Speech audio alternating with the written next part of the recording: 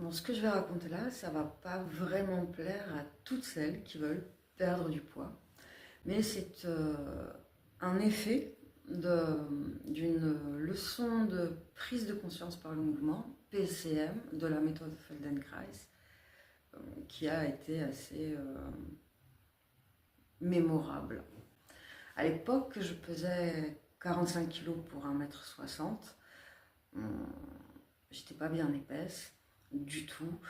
Euh, Aujourd'hui, j'en fais 55 pour la même taille. Entre-temps, c'est passé des grosses opérations, des années de traitement de chimio, donc j'ai pris 10 kilos et c'est très bien pour moi. Toujours est-il que l'histoire avec cette leçon de prise de conscience par le mouvement de la méthode Feldenkrais, qui s'appelle l'horloge pelléenne, qu'on a faite un jour en formation, qui m'a procuré une énorme détente du bassin et des jambes parce que je les pratiquais vraiment en micro-mouvements et extrêmement lentement.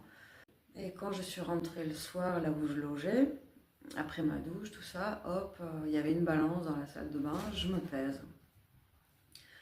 Et le lendemain matin, quand je me suis levée, en fait, je me sentais mais vraiment dans le sol, vraiment, je me sentais que j'étais plus lourde et que j'étais beaucoup plus détendue, et vraiment beaucoup plus détendue. Bref, et là, ce matin-là, quand je me pèse, j'avais 1 kg de plus. Et c'était pas du tout parce que j'avais mangé plus la veille au soir que les autres soirs.